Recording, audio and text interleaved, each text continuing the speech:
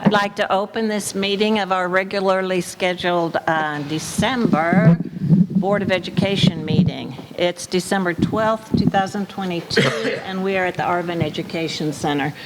Do you have any additions or corrections, Superintendent? Yes, ma'am. I have one. I'd like to make our board members aware of Enclosure J. Enclosure J in the action item.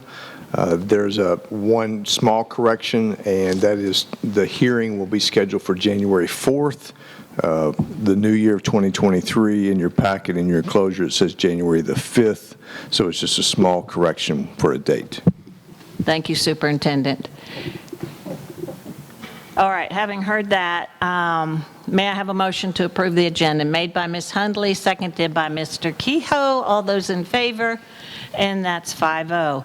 I am going to ask, I'd love to ask Miss Lori, but I'm not going to because she's lost her voice. Jacqueline, will you lead us in the Pledge of Allegiance, please? I pledge allegiance to the flag of the United States of America and to the republic for which it stands, one nation, under God, indivisible, with liberty and justice for all. Thank you, Miss Jacqueline.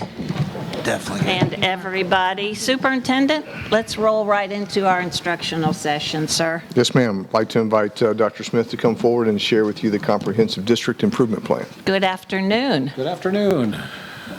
Get this up closer. All right. A month ago, we got to talk a little bit about our levels of proficiency across our system. And lots of different stakeholders have participated in the crafting of our district improvement plan. The slides that I shared with you are just some highlights of the goals that we've set and some of the activities that we'll focus on. And in the plan, which you all have a copy of and that'll be posted on our website, you can see the actual individual goals year by year and go from there. Excellent. So, are we ready? Oh, not coming up there. We might be. We've got it. And we have it up here, and it's also on your screen. Yeah, so we can proceed, Dr. Smith. All right. So in the first section, what you'll notice is the 7 goals that are outlined by KDE for the 2022-23 school year. There's a couple of things that have shifted from previous years. For example, goals number 4 and 5, we now have an English learner progress goal and also a quality of school climate and safety goal. We've moved away from a transition readiness goal, and we now have a post-secondary readiness goal, and then our graduation rate. So if you go to the next page, you'll see it says the measure of student proficiency. Every time we reference proficiency scores, we're talking about the Kentucky Summative Assessment as the measure by which we are this one? Let's see. Oh, there we go. Yeah, that's working. Or that was just a second ago. Not. Are you still trying to get this one I'm not changed? sure I'm the one controlling that right now. This one's not working. Okay. All right, so let's first go to goal number 1.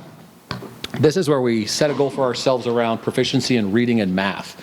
And as you saw in my presentation last month, in the spring of 2022, elementary, middle, and high school, we were at about 58% in elementary for proficiency in reading, 56% in middle school, and 61% in high school.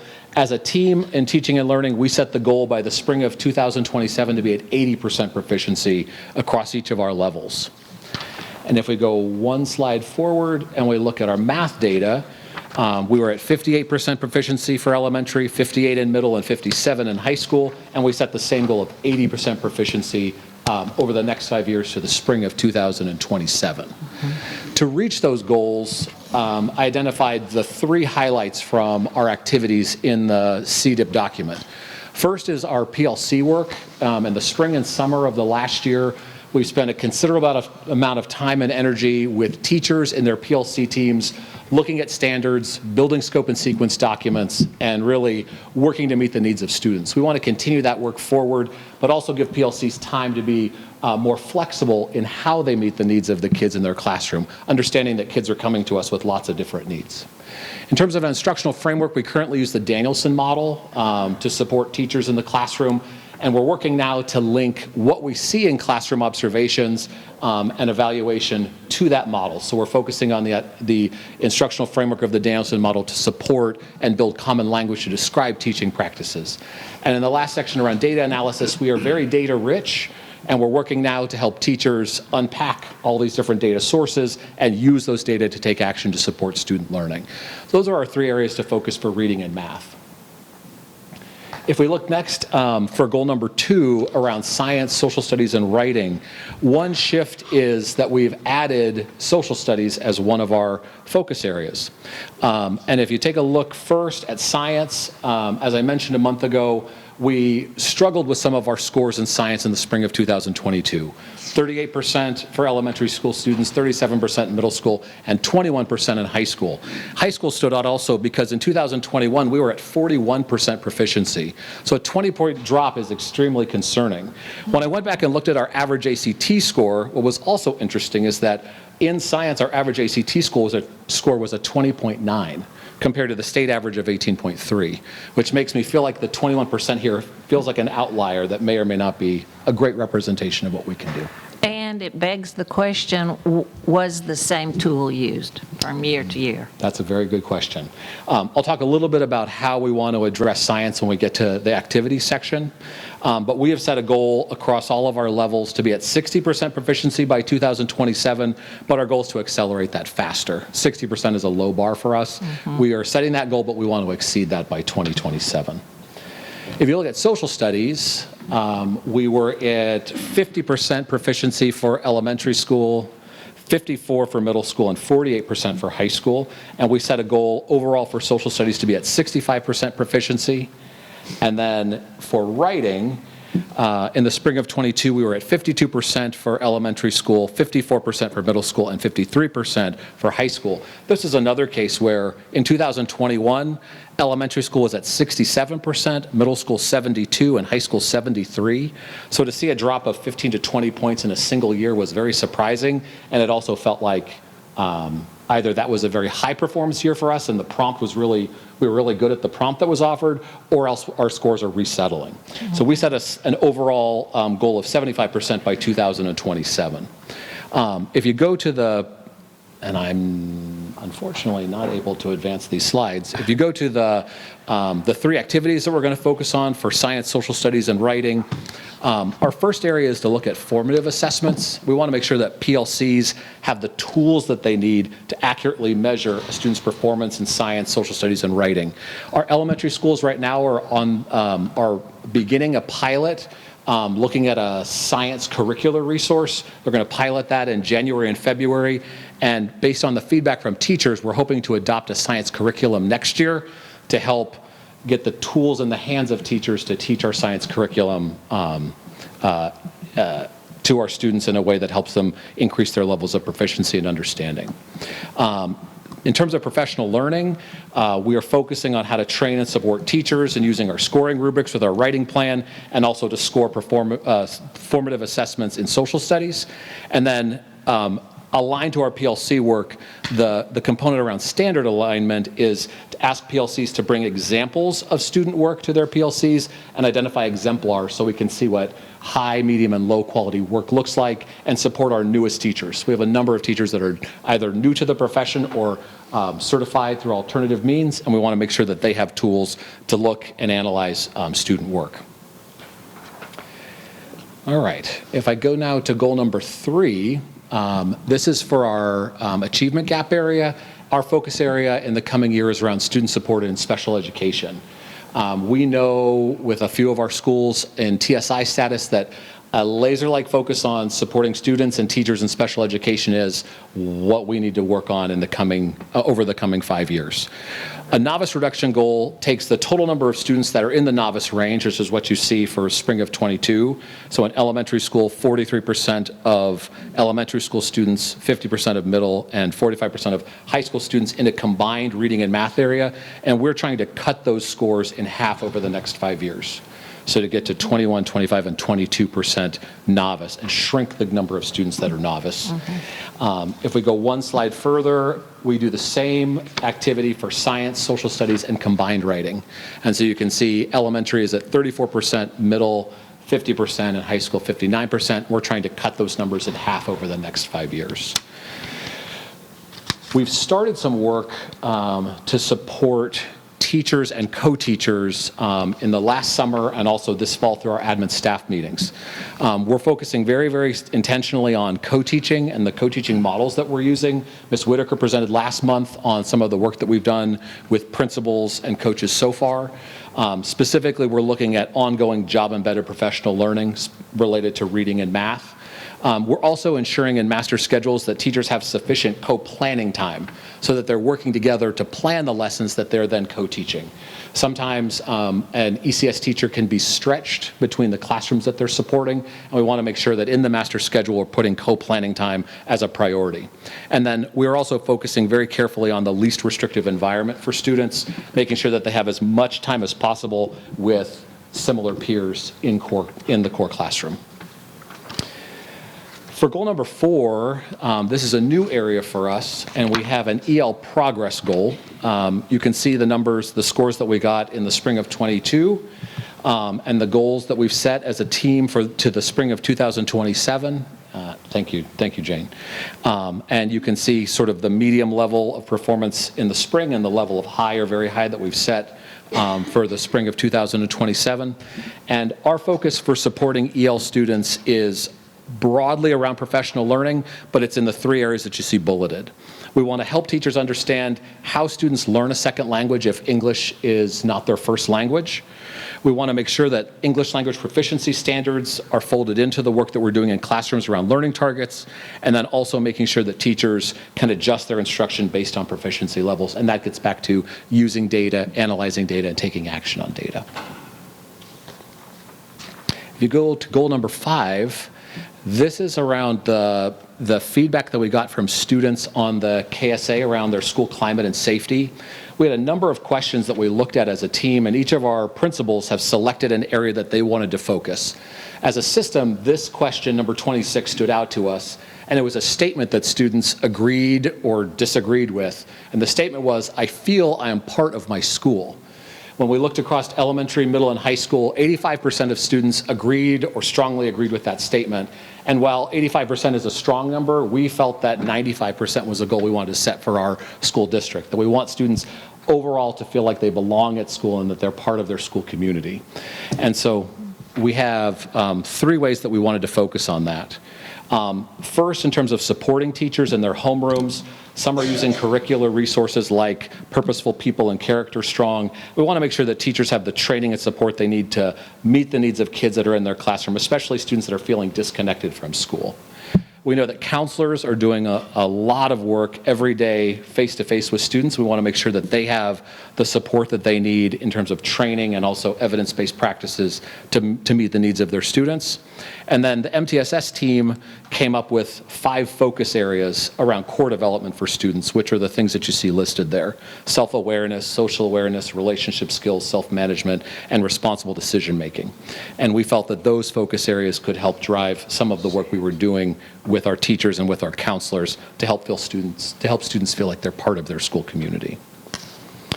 If you go to goal number 6 around post-secondary readiness, we're very fortunate to have 85% of students that are graduating post-secondary ready. That's either prepared to go to college or completing a CTE pathway, but we also feel that we could push those scores or that number of students further. And so we set a goal of 90% of students by 2027. Some of the things that we're doing to meet these needs: first, at the middle school level, we see an opportunity to help students connect their interests to career pathways. We don't currently have a really clean screening tool that lets kids take an assessment or a survey and then see the kind of career that they might be interested in. So we're going to make a resource like this available at the middle school level so students can see what their natural interests and aptitudes, the kind of career that might point them towards. We're expanding the number of CTE pathways that we're offering at the building level at each of our high schools. And at a time, sometime after winter break, when we're a little further along our work group, we'll be able to present to you on some of the work that they've done around career pathways and what we'll be offering in the coming year and what we'll be offering over the next 3 years. And then we also have been very intentional in surveying students to understand what kinds of CTE pathways they would like to focus on. And so that student interest survey for middle and high school students will continue, and we'll use those data to help craft the pathways that we offer. And just goal number 7, our last area on the graduation rate, we grew in the 2021 school year from 96.9% of students graduating to 97.3% in 2022, and we want to try and reach 98.5% of students by 2027.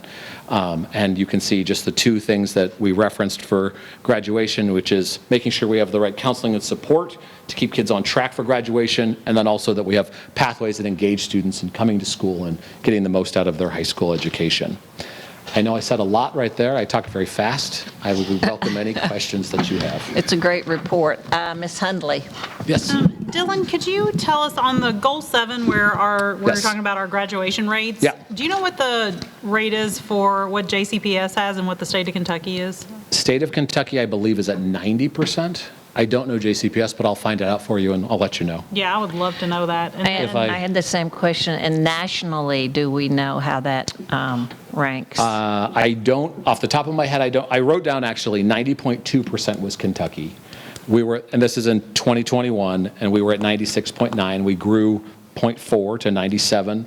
I will find that out because I think that was a really interesting data point for us to compare ourselves to. Thank you. And you had a second part to your question, Ms. Hundley? I did. On the goal 5, on Yes. the I feel I am part of my school. Yep. Did you see, I know you kind of lumped them all together with 85%. Yes. Was there a higher, what were the numbers for like elementary, middle, and high? Good question. Hold on one second, I'll tell you.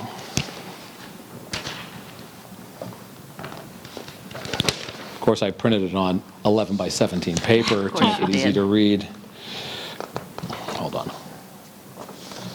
For goal 5. Okay, for elementary school, our one-year goal, so elementary school came in 2022 at 90.6. And so their goal is to grow to 91.5 next year. Middle school came at 86.4, and their goal is to grow to 88.1 next year. High school came in at 78.3, and their goal is 81.6 next year. And when you're looking at this document, those are listed right here, so you can refer back to them if you'd like to. I'm going to add to Ms. Hundley's question. please. Have our schools been made aware of the data? They have. Excellent. Each school set their own goal for goal area number 5. Yes. There are a whole range of questions, and I would be happy to share with you the district level scores across the questions. I was very pleased to see 90+% for elementary and middle school students saying an adult cares about me. We had really high marks in a number of areas. Some students also said things like cyberbullying is a problem. Now, cyberbullying is a big issue that also extends outside of school. It extends to every cell phone that every student carries with them. Yes. And in social media spaces, that can become a real issue. That is a challenge that we may want to take on as a school district, but also can be addressed at the building level. And so our principals have each selected those goals, and they can tell you about them at their SBDM reports. Goal 5 will apply to every school. And so today, each principal received the template for their SBDM presentations, and I think that they would be ready to talk with you about the goals that they set for you. Thank you. And if you'll share that data with will. us, that would be excellent. It's a great report. Other questions? Mr. Kehoe? Yeah. Dr. Smith, you mentioned tools in this presentation. Yeah. In mathematics, what kind of tools are you looking for there? So right now, we are in year 2 of our Bridges math curriculum. And what I've found has been really successful over the last 2 years with all of our elementary schools is giving teachers time to get together and unpack units, really understand the potential challenges that a student could face in a given unit and work collaboratively with other teachers to plan how they would address and anticipate those needs. We saw really strong growth in our math curriculum in middle school also. We offered a similar level of support, and we've had a math coach we've had 2 elementary math coaches and 1 middle school math coach that have done incredible work over the last 2 years. Those were ESSER-funded positions. Those positions are going to sunset at the end of this year. And so what we want to make sure is present starting next year is that we've built capacity with teacher leaders, coaches, and principals so that they can help move that work forward once our ESSER funds sunset as they are supposed to. So those would be some of the tools. When we think of data and how we look at data, our elementary schools have been using a data platform to unpack standards and really dive in and look at student attributes. They look at those data in PLCs. Principals are looking at those reports. I'm looking at them with principals when I meet with them. So we're just trying to give everyone the tools that they need to look at data and take action on data. That would be my first push as a system. The reason I signal out mathematics is driving here tonight, I came across a billboard and it said Highland Latin, no Chromebooks here, just pencils and paper. And it kind of made me think is getting back to the basics, especially in mathematics, where Yes. it's homework, it's repetitive, Yes. Processes. So I don't think that there are any shortcuts in education. I think that it is what you're describing, which is intentionally focused work in the classroom. I think that you can supplement in a lot of different ways, but at the end of the day, what you're seeing is a relationship with a teacher who has the tools they need to teach their content area, students who are present and engaged. That is where you're going to have a very special magic happen in the classroom because you're going to learn at high levels. That's where we're going to see our numbers about feeling like they're part of my school community increase. When I share those scores with you, you'll see that we have very specific places where kids feel like teachers know me and care about me, and that's the foundation for high levels of achievement. Thank you. Yep. Thank you, Mr. Kehoe. Are there other questions? Mr. Dennis? Yep. You brought up the ESSER-funded staff. Yes. How many are going to sunset at the end of the year? 27? About 20, between 25 and 27. All right. My question to you was concerning Goal 3 with the ECS students. Yes. What does the law state how much time they should spend in a classroom with their peers? So the way that the law is structured is it is written into their IEP that they are in the least restrictive environment for the most time that they can be during the school day. Many of our kids, that's 80% or more of the day, they're in their core classroom, 20% receiving additional support, either in the core classroom through specially designed instruction or through resource or other spaces. You mean regular classroom? Yes. All right. I mean, in elementary, it could be in the same space. Secondary, it might be like the co-teacher coming in to support. It just depends on the level and the level of need for the student. And each student varies. And each IEP is written to the needs of that student. Yes. So we could share, for example, the percentage of kids that are at 80% or more in core. That would be in the least restrictive environment 80% of the time, but it really just depends on the student. It's down to the individual level. Thank you, Dr. Smith. I think Dr. Radford would please. like to weigh in too, Yeah, sir. I appreciate the question. Just to add to that, is also based upon the Admissions and Release Committee, or ARC, is evaluating student progress aligned to their IEP. Those decisions are made by a group of educators as required by ARC IDEA requirements. Yeah. And Yes, that's federal law. excellent. I have a Please. question, Dr. Smith. When we talk about post-secondary ready, that says to me that when kids move out of high school, they can reflect on whether or not they were ready. But this question, I think, is posed to our students while they are still our students. So what the KSA would tell us, and I can share these scores also because they'll chop it up by gender, by all kinds of different demographic information. It's have students demonstrated mastery in the right set of credits when they graduate. Are they eligible to go to college? Have they Right. met all the requirements to be ready to go to college? Right. Or for a student that might not want to go on a college route, have they taken the courses they need to be career ready? They look at all of those possible pathways and then come together and give you a total overall score. One of the things that our work group around CTE pathways has looked at, and what we're trying really hard to understand, is we have many students that take AP, JCTC courses, college courses that are ready for college. That's their absolute trajectory. We have some students that take CTE courses based on what we offer now, so career and technical ed, but we have a subgroup of kids in the middle that might not find either of those to be just what they want. And so under Dr. Radford's leadership, we surveyed all of the students and asked our high school students, what what are you interested in? If you were to rank your top CTE course pathways, which ones would you want? And then we looked at those scores compared to what we currently offer. And all of our high school principals, as well as Mr. Hunsaker at the middle school level, and a few others, we've sat and we've looked at those data. We've looked at what we offer in our high schools, and we've said, knowing what students want, are there any things that we would want to change or do differently so that a child that's not finding what they're looking for now could get their needs met?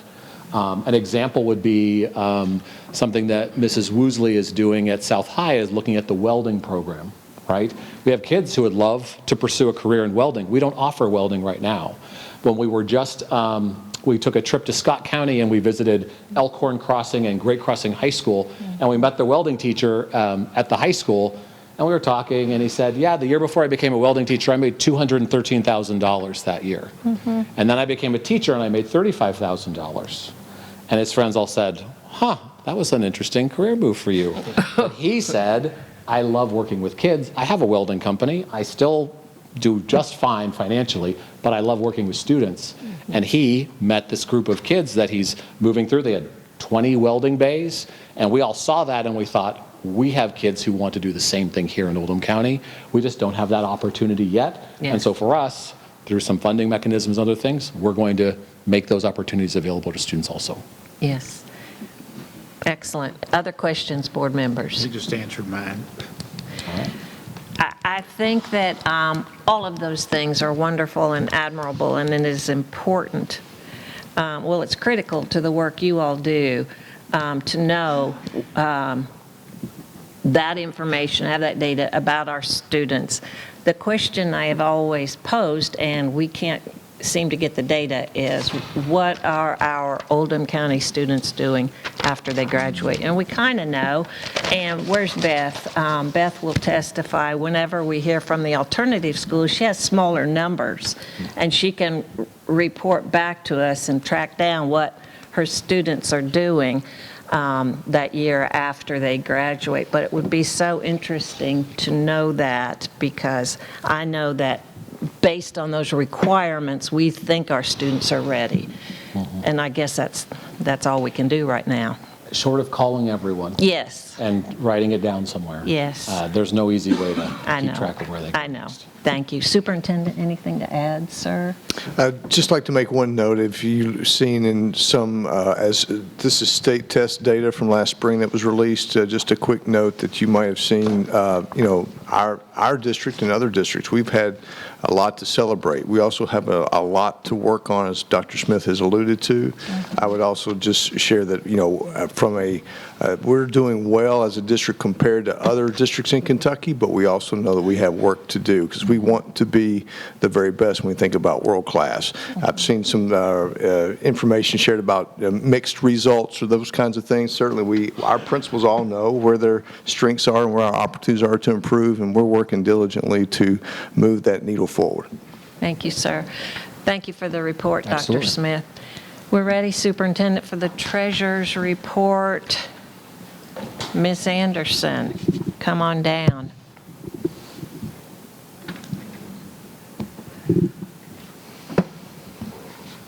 What buttons are working, Dylan? Jane, okay. You're going to have to proceed, Ms. Anderson. We have the report before us, and I think Okay. Mr. Watkins We've got is it up there now. working on technology. Thank you. Okay, thank you. All righty. Good afternoon, everybody. Good afternoon. Good afternoon. This afternoon, we are looking at the activity for the month of November.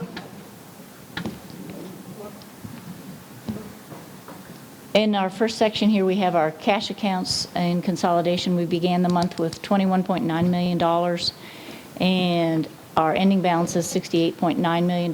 This is our primary month to receive our property tax income on our real estate, and so you can see our receipts are exceeding our disbursements there for the governmental funds. As we go down a little farther, you can see our bonded construction funds. That is the same type of activity that we've seen for the last several months. And at the last section, we have our investment funds.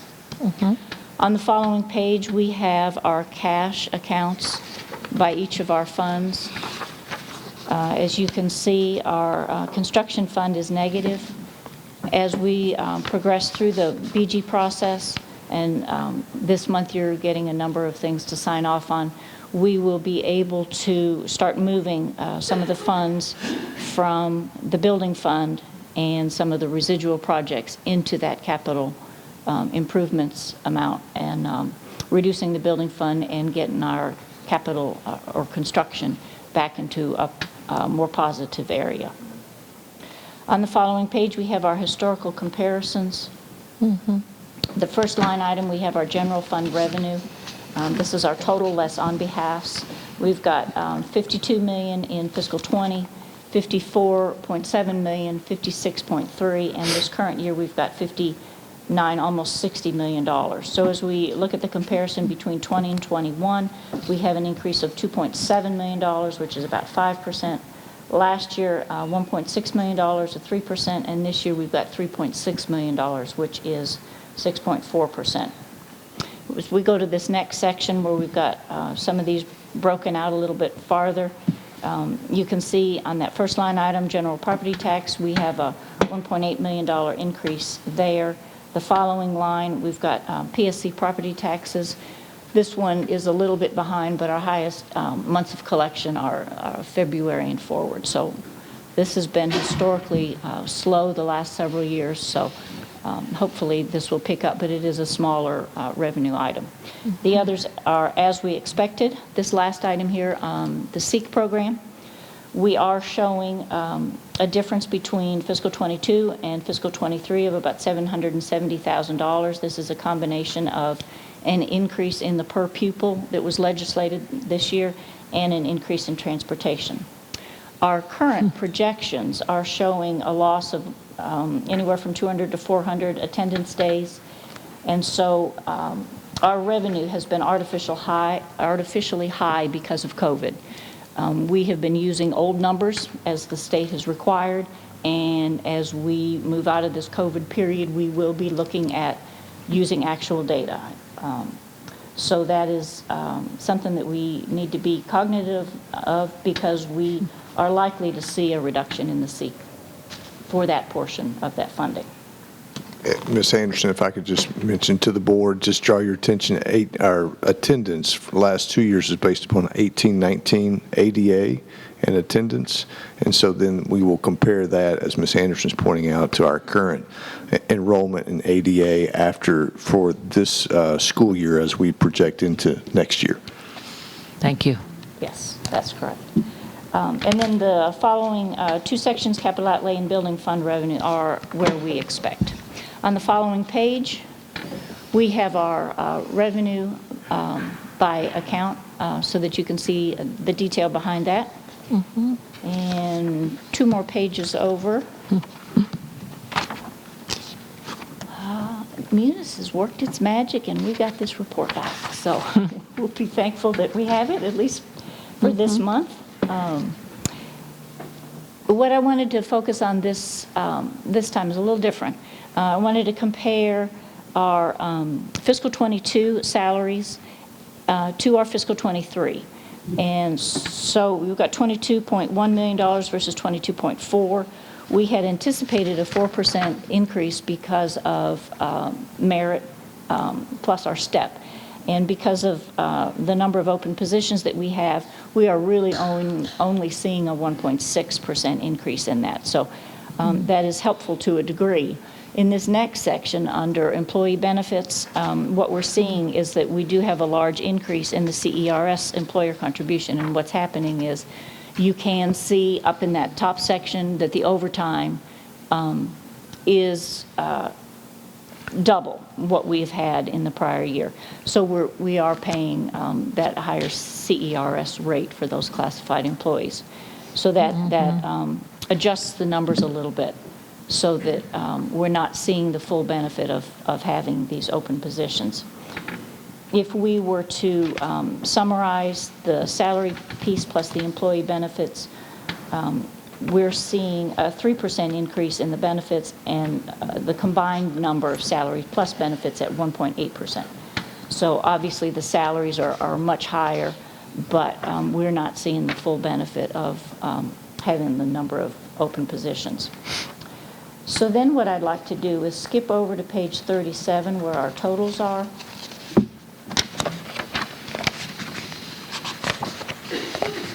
And we have kind of an interesting phenomenon here. If we look at these total numbers at the bottom, the very last numbers, the 29.9 million for fiscal '20, and then 30.1, 30.8, and 32.4, we're seeing fairly large increases in those numbers. 254,000 for that first set of numbers, 653,000 for the second set of numbers, and going into this year, we're looking at $1.6 million. So we've gone from less than 1% to 2% to 5%. And so this is a much smaller section or percentage of the total cost compared to the numbers if you were to add salaries in. If we look at just this section without the salaries, we're looking at price hikes or cost hikes of 4.7%, 9%, and this year's almost 19%. So we are seeing the results of inflation plus a lot of spending that we're doing in other areas outside of salaries. Some of that is really just getting things done, but it does come at a cost.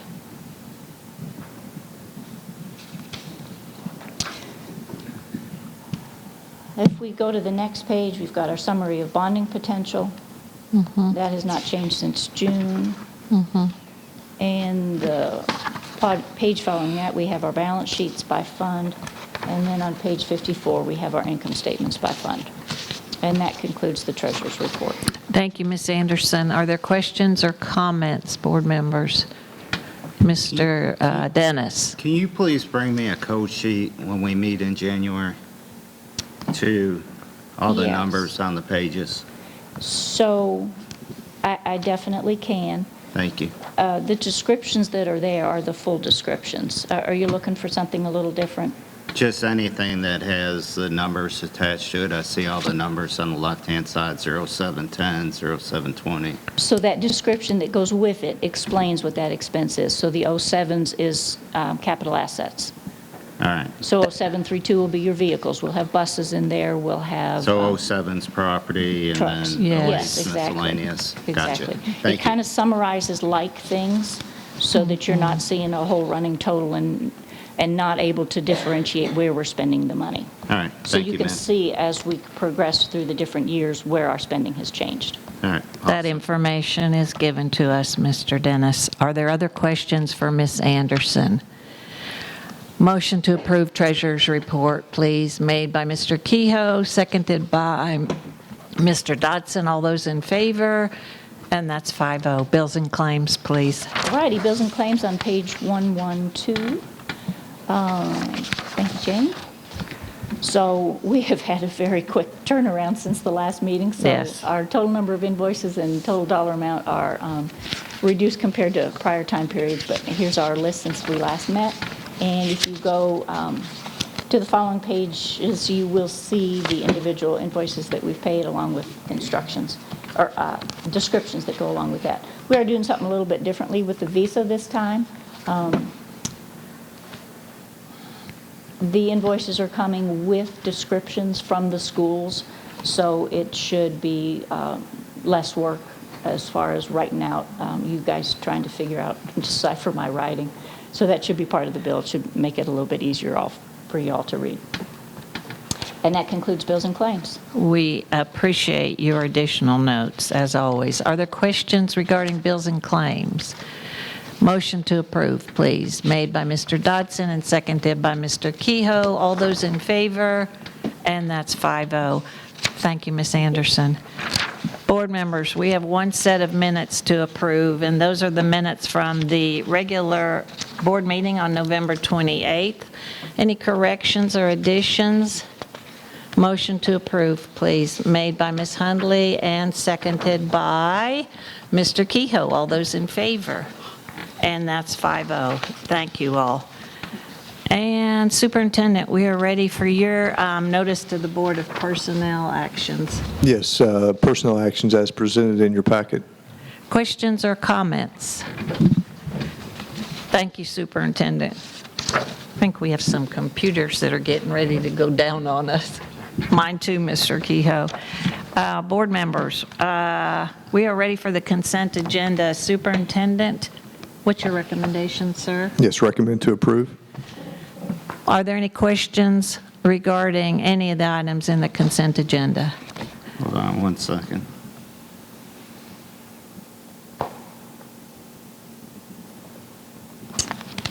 Is this including enclosure C? Yes. All right. I have a question on the OVAC.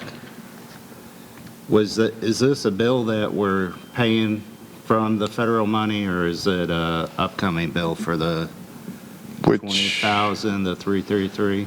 yes, that is, which item is that on the C. C? It's under in enclosure C. C. Yes, It's under. about the fifth one down. So KDE is awarding co-ops across the state of Kentucky dollars that co-ops are distributing to each school district to support teachers or emergency certified or those that want to pursue a degree or certification. So those monies are, That's what I was wondering. those monies are going to support our employees who fit those requirements to further their education so that they become certified to teach. The issue is that we need probably more than $20,000 that OVAC is providing, but that gives us an opportunity to be able to support our teachers that meet, again, emergency certified is an example of what that would support. All right, thank you. Other questions?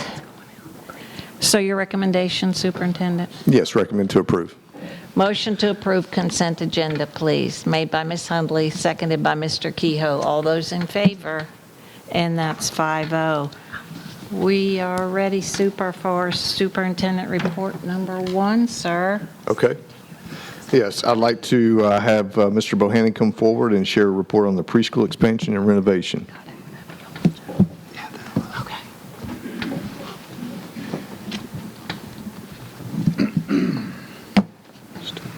Good evening. Back in February of 2020, the board approved the initial BG1 project application for an addition, expansion, renovation to Oldham County Preschool. We shortly thereafter awarded that the selection of their design professionals to that project in coordination and conjunction with the Buckner Elementary School classroom addition, so that work, being so closely related, could be designed in a way that one project would not negatively affect the other one. So earlier, or just now actually, you all have approved the project reconciliation for Buckner Elementary School. So we're reaching the closeout stages of that project. So we wanted to take this opportunity, if Ms. Caston would join me, to present to you all tonight the what we call the educational specification for the project. And it's basically just a little document to kind of reinitiate the project, to get it back rolling again, and to kind of let the board kind of see where the program is today and where we'd like to take it with this project. So, Ms. Caston. Thank you, Mr. Bohannon, and welcome, Ms. Caston. You can wing it, Jessica. That's right. So Brent and I met with Denise and just kind of started talking about kind of needs and looking forward to the future and what that possibly means for our kiddos, that hopefully as we get bigger and we can meet the needs of more students. Can we get you a Jessica. better mic so people in the back can hear you? So I was just getting ready to ask Jessica. So we talked about the needs of our growing population and just hoping that we can continue to meet the needs of our kiddos as we continue to get bigger. So looking at the fact that we get 40 to 60 kids every single year, and we have to open our doors to those kids that are eligible for our program. So that's one of the things that kind of makes us very different from any other school in the county, is that we have to be able to adapt to accept those kiddos. If they're eligible for our program, I have to take them. Yes. And so we kind of talked about how we can have room to expand, should that need be, if we grow another 100 kids in the future. We are starting to see kiddos coming parents feeling more comfortable to enroll their children as we come out of COVID. So that was one of the things we had discussed, was how we could look into moving into that Buckner hallway and adapting those classrooms to meet preschool regulations, because obviously we need a bathroom in the classroom. We have to have a certain amount of square footage for, where did Brent go? I was like, where's Brent? We have to have a certain square footage for our children. There has to, so one of the things that preschool regulation says, it has to be a certain square footage per child, and I can't remember offhand what that is. Do you know? We have those figures, Perfect. Jessica. Okay, so that's something important we have to keep in mind too as we move forward. Also, Brent and I had discussed some different things that we need in regards to just the changing needs in our office. Our office currently is very tight for our staff, and so kind of looking at some security needs that really need to be updated in our office as well. I was gonna say, so if you look at that reception area, it's pretty outdated there. We don't even, the receptionist desks doesn't even face the outside vestibule, and we talked about how that can be a pretty big problem there when parents are coming in, and we're having to look around a brick wall to be able to see our parents as they come in. Let's see.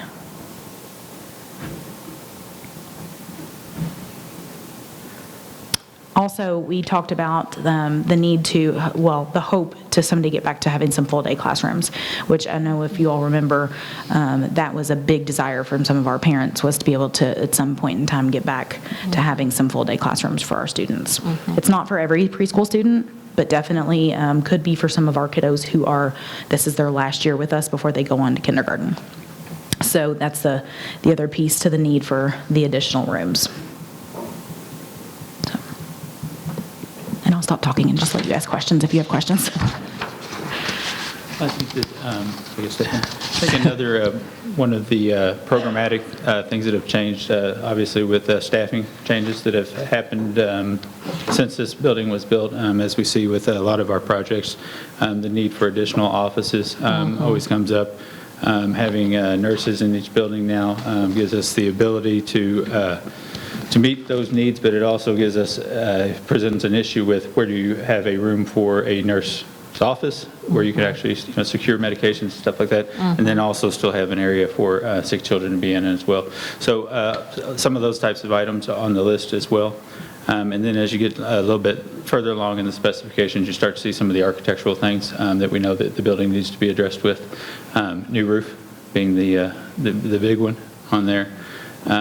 The LED light fixture replacement, something that we've been doing in a lot of schools to give, but specifically with this program, it gives them the ability to control not just the color temperature of the light, but also the amount of foot candles for different types of use in the room during different parts of the day, or for different students that are being served with that.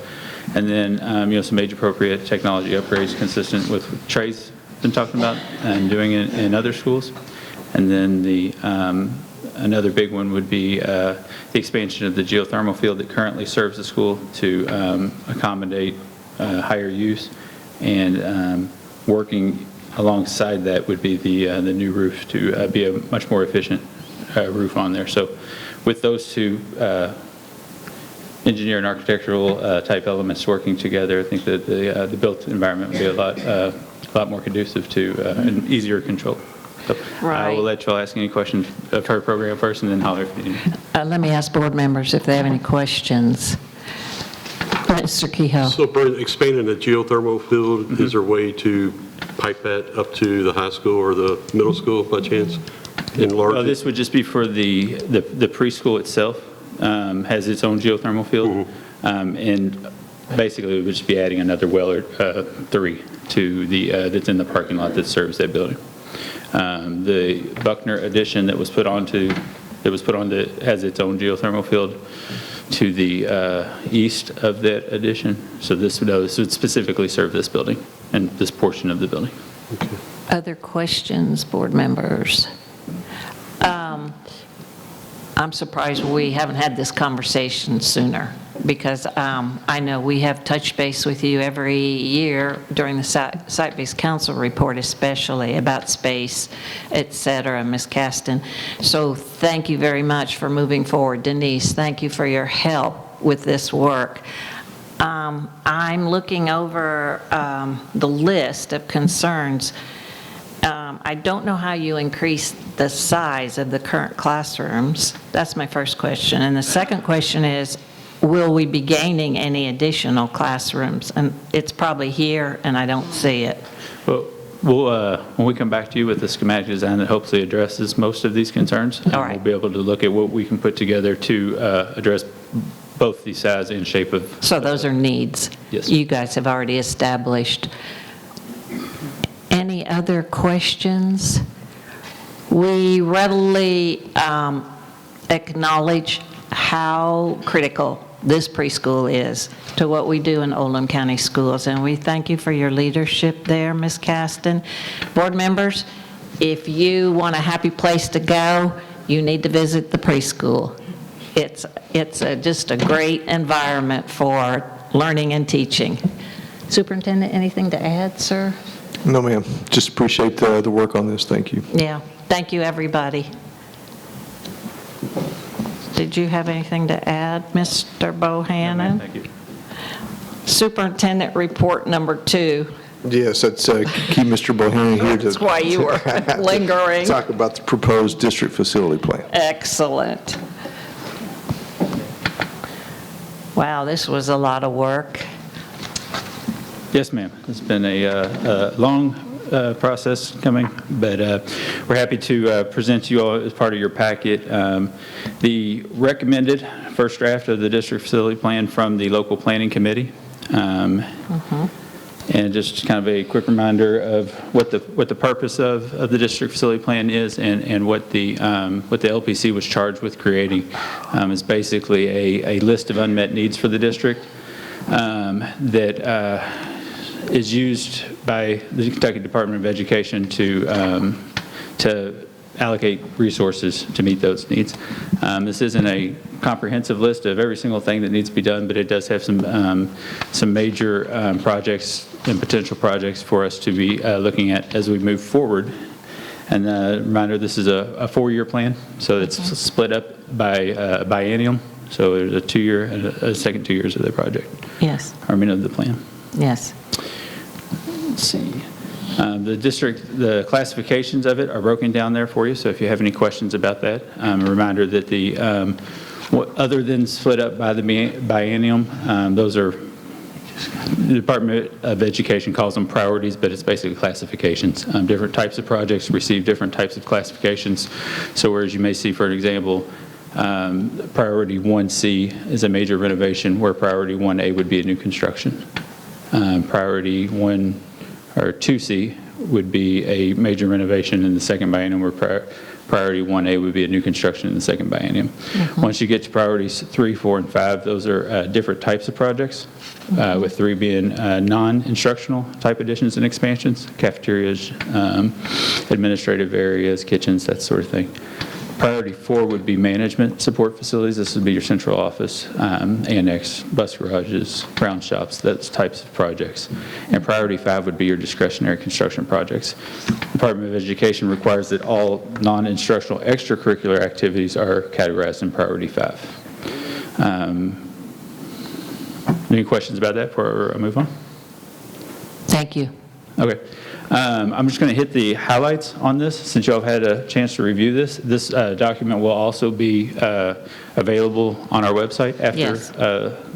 if the board approves it this Thank evening. you. And then it'll also be available at various locations around the county Thank you. for review. Priority 1B new construction projects on the first page of the document would be the replacement schools for replacement for the Buckner Alternative High School and ELL program. Replacement LaGrange Elementary School, and a replacement for the Creative and Performing Arts Center. Priority 2Cs, again, 2A, I'm sorry, would be, again, second biennium projects. These are projects that aren't on our current needs, but would, we have our enrollment projections support the need for this in the future. So new Brownsboro Elementary School and a new Brownsboro Middle School. And then priorities 1C would be the continuation of the South Oldham High School renovations that we've got underway now. Additional renovations to North Middle School.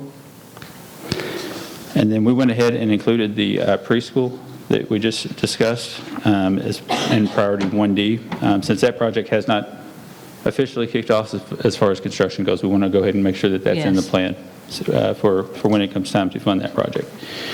Additionally, on the list, you'll see items such as 1E for each of the middle schools, which is a very long-winded way of saying adding vape detectors to restrooms. This is a district-wide project that we kind of initiated this year with the high schools, and the middle schools have requested that type of support as well. So each of those are listed on there as well.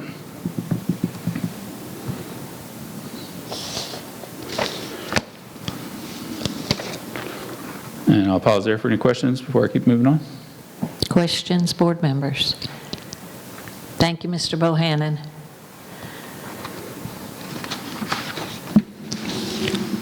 Okay, and then category 2C, you'll see major renovations and additions to educational facilities. This would be kind of where these are broken down also by, as Katie has requested, by kind of the under 30 and over 30 category. To warrant a replacement or major renovation, the facility is required to be 30 years of age or greater. Certain parts of the building aren't required to meet that. Things that update quicker, things that go out of, become obsolete quicker, such as HVAC, mechanical equipment, roofs, those types of things are not subject to the 30 rule.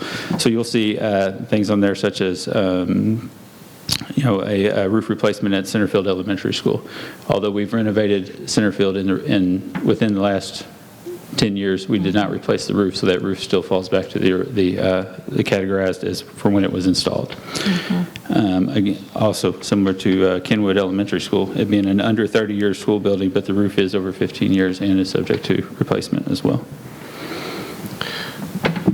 Mr. Bohannon, can you touch on, in the second biennium under 2C for Oldham County High School, the details are outlined in the draft district facility plan, but can you just briefly touch on what those what that items that would pertain to? Yeah, so we've had major renovations to Oldham County High School kind of periodically every 7 to 10 years or so, but this would include the areas of the 66 core and the 84 wing that comes out towards 393.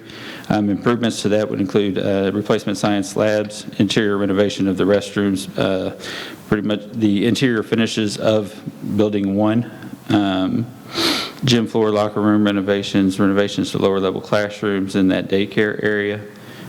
We had also had some discussions, as Mr. Kehoe spoke about at the last board meeting, about replacement for the agricultural building and the greenhouse area and what that might look like moving forward with their expansion of their CTE programs as well. Window replacements in that building, a little bit overdue for that. We're ready to do it. And again, LED light replacement once you're doing the interior finishes. I would always recommend that we go ahead and make that investment for both the energy savings and also the ability to control the lights a little bit more specific. I appreciate your question, Superintendent, and I want to thank Board Member Kehoe for advocating for Oldham County High School, loud and strong. While we're on that subject, It's a start. while we're on that subject, another line item on that, for example, it's listed on line item 8 there.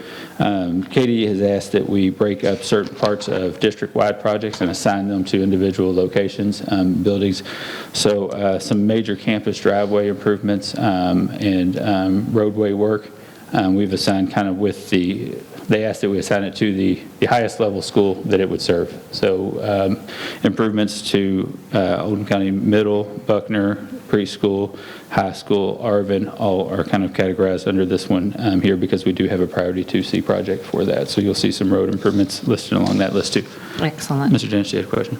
Anything about sidewalks for OC campus? I would categorize that in site work as well. All right, thank you. Okay, moving on to the CARE strands is where you will see the projects such as the preschool, and then the Priority 3 and Priority 4 projects. Like we said earlier, those would be the satellite facilities, administrative annex, bus garages. And then the Priority 5 projects would be anything that is under that 30-year mark that the KDE would determine as discretionary projects, but we feel that is important to need.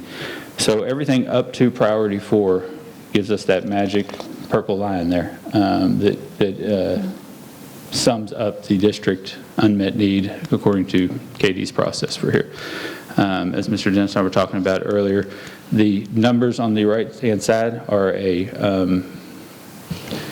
formula that KDE produces, choose my words carefully here, produces to generate an equitable way of doing this across the state. So a dollar doesn't mean a dollar in that category, but it means the same amount in Oldham County as it does in Pike County, as it does in Henry County. So that's how they use to evaluate our school districts uniformly. Yes. Thank you.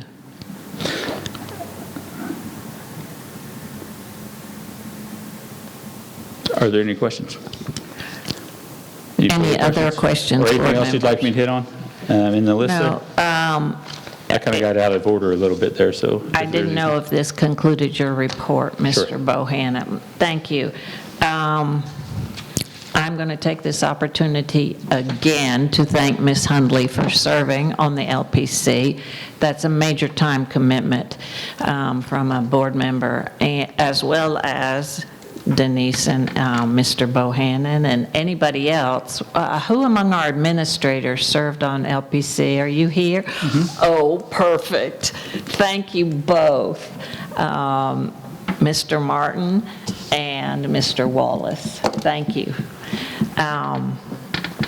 Yes, job well done. What? Oh, no, sorry. Superintendent, anything to add to this report? Yes, just wanted to share with our board that as superintendent, I'm not a voting member of the LPC, but I did share with the board with the LPC that I've shared with you all that this district facility plan, we wanted to support academics, the arts, and athletics from a facility perspective. This is not a programming perspective, but a facility perspective. And I also just want to remind each of us and our board that these monies to support building, whether it's new or renovation, those monies are cannot be used towards salaries, cannot be used towards instructional resources. We are maximizing our ability to be able to use some capital outlay or building fund for purchase of buses, insurance, and technology. So we're really trying to be very judicious in supporting our, using our taxpayer dollars. Thank you, Superintendent. So as an action item listed in your agenda for tonight, what we'll be requesting is approval from the board to accept this draft of the facility plan. The next step will be taking this to a public hearing.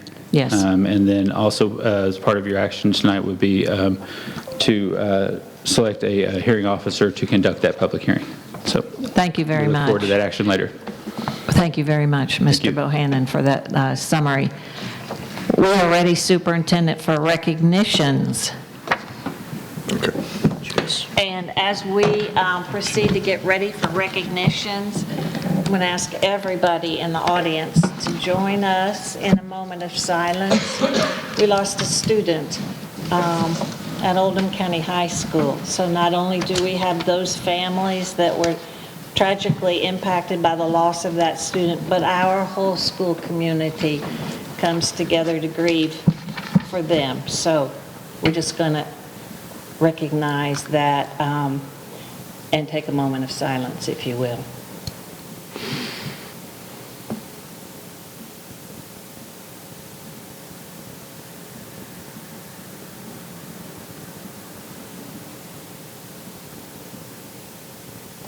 Thank you.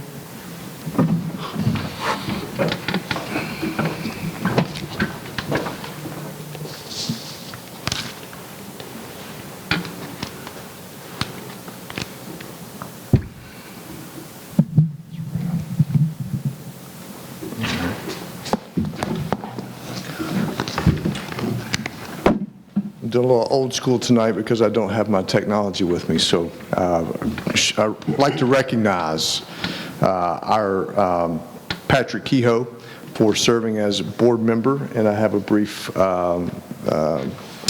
statement I'd like to just kind of share with our audience and with our Board of Education. Tonight, we want to recognize Patrick Kehoe for his service to our students, staff, parents, and community of Oldham County.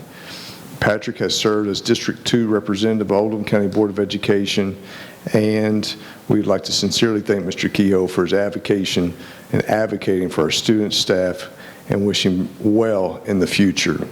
Please help me give a big round of applause for Mr. Kehoe.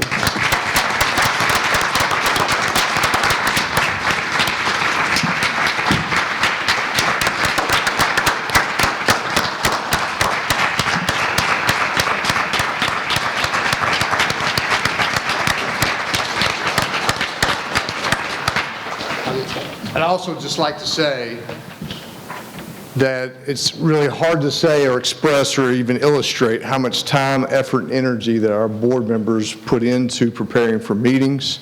I can say from the bottom of my heart that Mr. Kehoe and each of our board members, but Mr. Kehoe has really pushed for our district to be the very best. And that also means that he has pushed me as superintendent and also has pushed our board. And I'm sure that our board members could probably echo that along with Ms. Fletcher as our board chair. But Mr. Kehoe, I thank you. I appreciate your service. I appreciate you always nudging on me, and thank you very much. Very well. Thank you. Please help me give him another hand, please.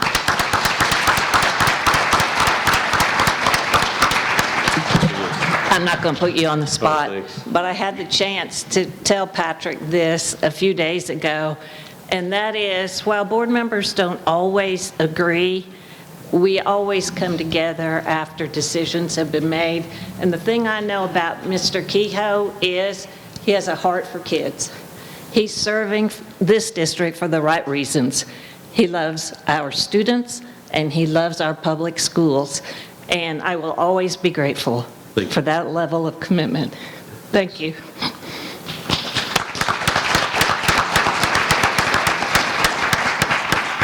I don't want to put you on the spot. No, you're fine. Do you want to say anything? Yeah, I do. Oh, okay. I just want to give a quick word. Thank you, everybody, for supporting me and all the difficult decisions I've made over the years. Really enjoyed working with this group, the previous superintendent, especially the superintendent here. I think you got one of the best in the state, and I think he'll continue to move this district forward. I'm still going to nudge on you regularly. So it's not uncommon for me to call him at, I think we texted 6 o'clock this morning or 5:30. Yeah. So you'll continue to get my texts. So, yeah. Wouldn't expect anything different. That's right. Thank you. Thank you.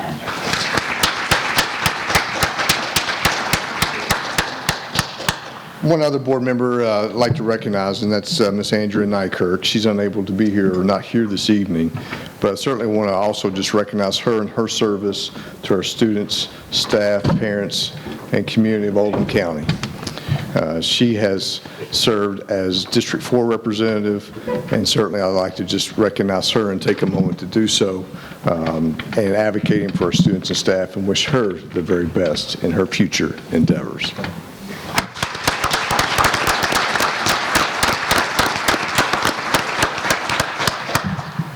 While Andrea didn't serve with this district for very long, she brought huge gifts to this district with her background as a public educator and also a school administrator.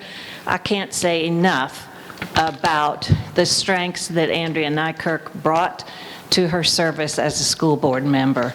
She too had a heart for students and for our administrators and for our entire community. So thank you for recognizing that. And if you see Andrea, take the opportunity to thank her. Thank you.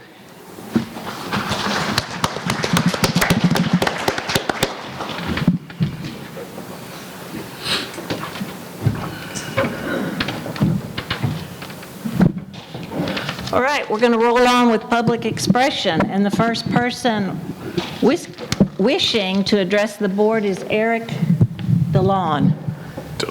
DeLu.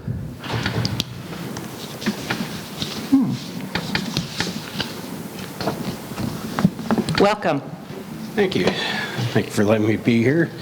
I just want to start out by saying, I guess it was 4 years and probably the 4 years prior to that, I used to go have lunch with my son at his elementary school. I would show up at the door, I'd show my ID, they'd buzz me in, go to the office, leave my ID, no big deal. I'd usually go sit out in the hall then and wait for his class to come by. And I would go with his class to the lunchroom. In the lunchroom, they actually had tables set aside for parents that wanted to have lunch with their kids. And most of the time, I would go there, I'd be sitting there with my son, and 2 or 3 of his friends would come over and have lunch with us. My son thought that was great. He really enjoyed it. I enjoyed it. And then, I guess, COVID hit. No one went anywhere for a couple of years. And then, I guess, 2 weeks ago, I went to have lunch with my granddaughter. Did the same thing, walked in, walked up the door, showed them my ID, they buzzed me in. Went in, showed them my ID, and my granddaughter came in the office, and they told us, well, you can sit here in the office or you can sit right out in the lobby to have lunch with your granddaughter. And it kind of puzzled me because, you know, unlike before, I used to be able to go in my child's environment and actually see how things go on. And now I can't do that. And I know my wife has called and talked to people about it because she also likes to go have lunch with her granddaughter. And, you know, we've been told several different things. Starting out with, you know, we were told, well, it's, you know, the school's choice to decide whether that's it. We first talked to the school, they said, no, it's the board that decides that. And so, come to the board meeting and we're like, well, we don't have a policy on that. And then turn around, oh, well, we gotta, you know, go back and look at our policy on that. You know, more confusion. And, you know, just recently, you know, my wife talked to a principal and, you know, we were told, well, it's for the kids' safety. It's okay. Since when have parents become a safety issue in the schools? You know, we've always been parent volunteers before, and I'd like to know what has changed. Because, you know, they say, oh, well, you always have access to your kids in your school, and we're not seeing it. And, you know, we even offered to, you know, go, hey, we'll do a background check, you know, anything you need us to do, and, you know, it doesn't seem good enough. And, you know, I'm not going to pinpoint any particular school, but, you know, calling around to the different elementary schools, a lot of them are like that, but there is, I know of at least one that does let parents go have lunch with their kids in the cafeteria. And I'm wondering why, you know, why aren't all the schools the same if we're in the same county, same school district? You know, shouldn't we, you know, go by the same standards? There are parents in one school district more, or one school district more dangerous than another, you know, and it gets aggravating. You know, it's making a lot of us feel like criminals, to be honest with you. You know, we have no problem going through background checks. You know, I know there's a school that recently had a luncheon for their teachers, which is a great thing. And they actually asked for parent volunteers. They had to go through background checks and confidentiality training, which it's no big deal to a lot of parents. I've been a foster parent for 22 years. We know all about that stuff.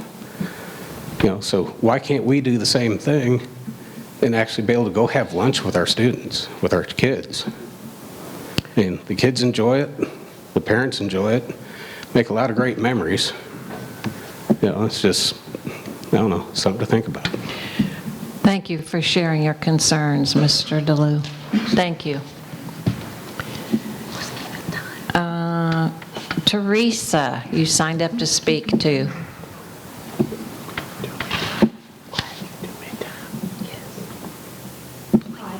Hi. It takes a lot for my husband to speak up. You know, he's a good guy, and it really bothers him to have to sit on a bench with our granddaughter and eat lunch. It's really sad, actually. We try to make it as fun as possible, but it's just sad. Of course, I did approach the principal about it because I wanted to do lunch the old-fashioned way before COVID, and I was trying to ask what way can we safely do that again. And I was told that I can have contact with our child, but no contact with any other child. And I said, but we were doing it before. I don't remember all the words, but then a comment was made that I wanted access to all 500 kids in the school. I didn't know all the kids ate lunch at the same time. I think they have separate lunch times. But that's not what I wanted. I just wanted to keep something that we were doing before COVID going, that the kids enjoyed, the parents enjoyed. Didn't get anywhere. I was still eating lunch with my granddaughter on the bench, and we're making the best of it. Because it's very important I didn't have contact with any of the other kids. So this is from the newsletter. Let's see. Talking about they need volunteers, parents, guardian. You have to have the background check and the confidentiality.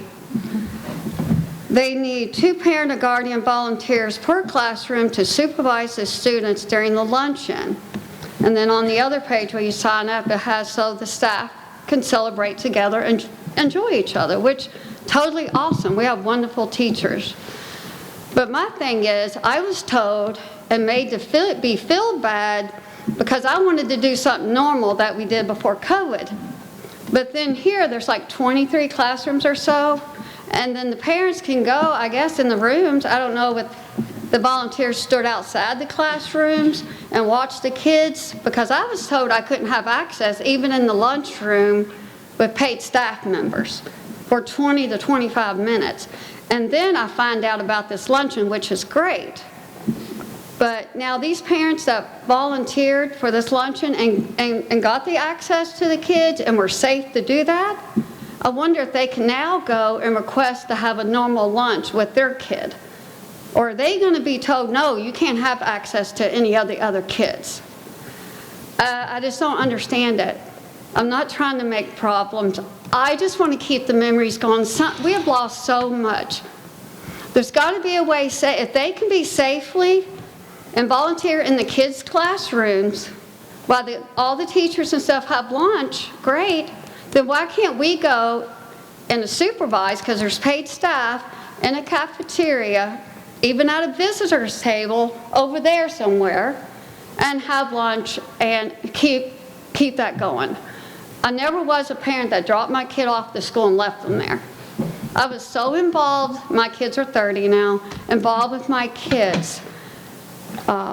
And I ate lunch with my grandkid and my daughter before COVID. I was never thought of as a bad person or having bad intention because I did that. I guess that's changed now. I don't mean to be a problem. I really don't. Can we work something out? I mean, I'll do anything. I'll do a drug test, a background check, confidentiality. I mean, like my husband said, we were foster parents for 22 years. We got this. I'm not a horrible person. I love kids and I care about them. I just want to keep what we had before COVID. Thank you, Teresa. I just want to say we appreciate your passion and your sincerity, and we hear you. Thank you. Thank you. One more person wishing to address the board is Laura O'Brien.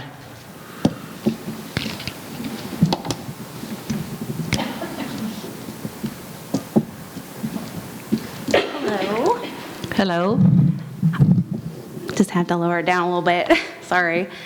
So I'm also here to talk about the lunch policy, visitor policy. As far as I know, we don't have one.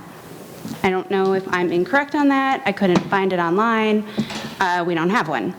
So at the last meeting, you all had talked about implementing KSBA policies. And so I went to the KSBA website, and I realized that they actually have lunch policies. And it's right here, visitor policy.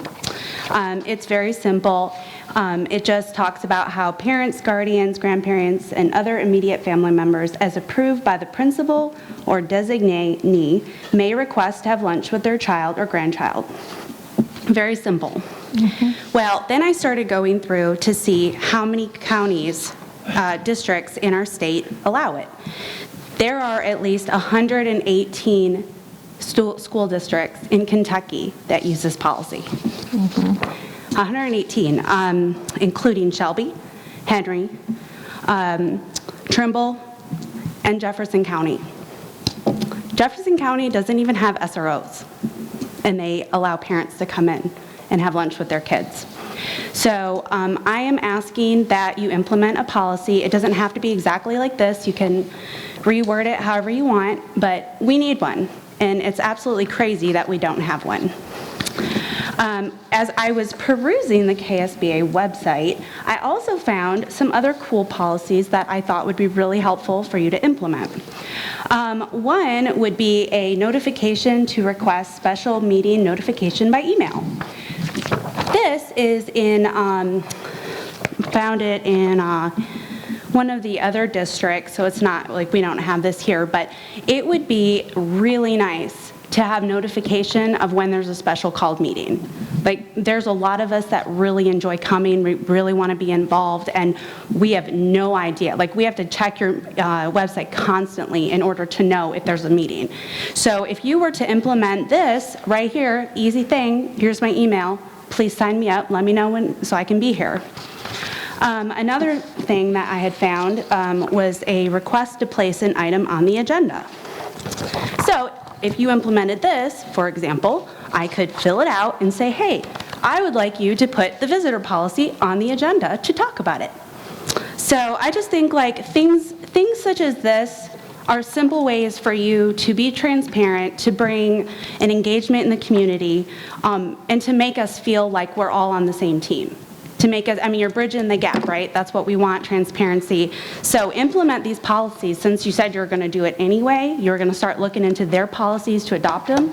I think that would be really helpful. I think it would be great if we could be engaged with the lunch policy, and so parents can come and be actively involved in their child's education. Thank you, Ms. O'Brien. Okay, thank you. We're going to move along with our action items. Action item G, Superintendent? Yes, consider approval of hardship early graduation requests. Yes, questions or comments? Your recommendation, Super. Yes, recommend to approve. Motion to approve action item G, made by Ms. Hundley, seconded by Mr. Kehoe. All those in favor, and that's 5-0. Action item H, sir. Yes, consider approval of 2023-24 Oldham County Schools Comprehensive District Improvement Plan. This is something that we have seen a time or two. Are there additional questions or comments? Motion to approve based on your recommendation, sir. Yes, recommend to approve.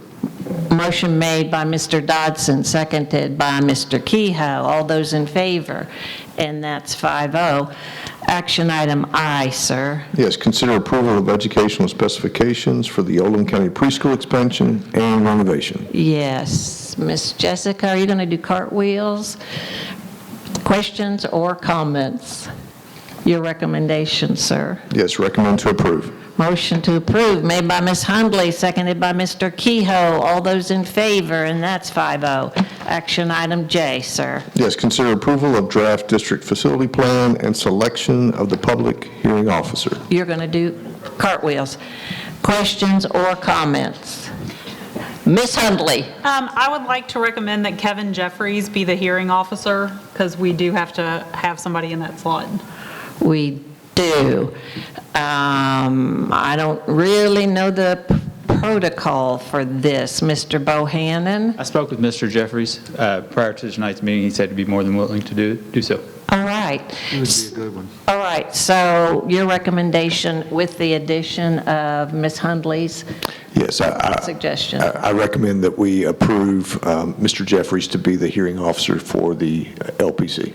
And approve that action item. Motion to approve made by Mr. Dodson and seconded by Ms. Hundley. All those in favor? And that's 4. Those opposed, 1. We have 2 information items, board members, for your review, the monthly preschool report and the monthly energy report. And before we adjourn, I wish to wish each of you an awesome holiday.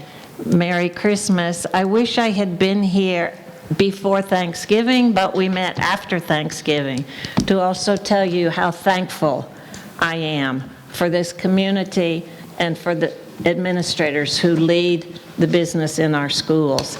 So I thank you for that. I wish you, on behalf of this board, a Merry Christmas, Happy Holidays to those who celebrate the holiday in other ways.